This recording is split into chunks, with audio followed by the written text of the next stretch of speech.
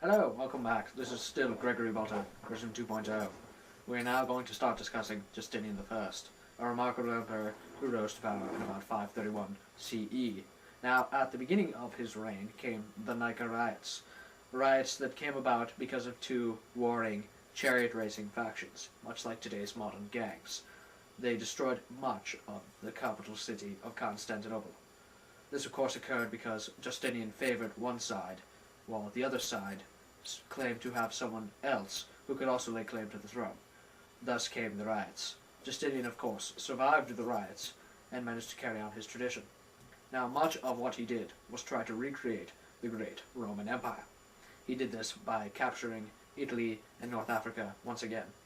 Of course, he couldn't do this without his great general Belisarius, who helped in many ways. He led the fronts and captured those places. If it wasn't for him, those places would not have been recaptured by the Byzantine Empire. Of course, I say this because Justinian's own people claimed that he was a moron. Not very nice, but true. Now, of course, he also did one thing that many other Romans had tried to do, but couldn't, and that was reconcile the Roman laws. This was to get rid of the bad laws, and the laws that other laws contradicted, and created his own laws. These bore his name, the Justinian laws. He also managed to create the Hagia Sophia, a very spectacular church that was considered one of the wonders of the Christian world. Let's check out this clip. I call it the Hagia Sophia. What a marvelous church. Lucky. Hello, this is Gregory Balta, returning, the true Gregory Balta, after dealing with those other two.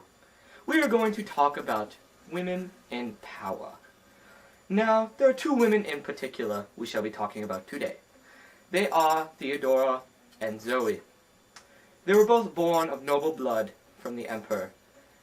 And the question arose, who shall get the throne? Theodora was the oldest, so she got the throne, but to get it, she had to marry this man, but she was too strong-willed. So Zoe got it instead, and she made sure, cleverly, that Theodora was sent to a monastery for the rest of her days. But that was not so, as Zoe and her new husband were reigning over Byzantine. Theodora broke out of the monastery, and there were some riots, and the emperor was taken care of. Zoe and Theodora finally jointly ruled, but when Theodora ended up becoming 70, she finally took over her right to the throne. But alas, that was the end of the women in their politics. Let's go to this accurate depiction in this next clip. I won't marry him. I'm too headstrong and abstinent. I'll do it. Let's go!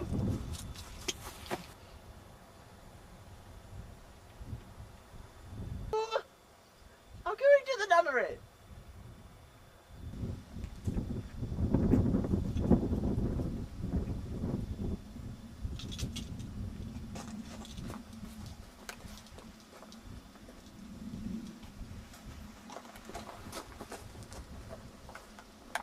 Boy, I like being Roman Emperor. Glad there's not a vicious military coup going on to replace my old sister-in-law.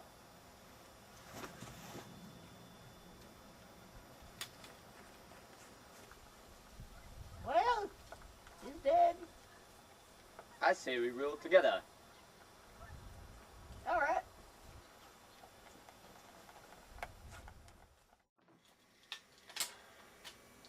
Welcome to the last chapter of History Revealed. I'm Gregory Balter, the real Gregory Balter. After the split of East and West, the Byzantine Empire entered a decline. Turks who had converted to Islam began to invade into the empire. During the 11th century, the Turks and Seljuks took many of the Asiatic provinces of the empire. In 1071, the empire's larger army was destroyed, and the empire never recovered again. Slavic kingdoms were created and portrayed the ever-declining power of the Byzantine.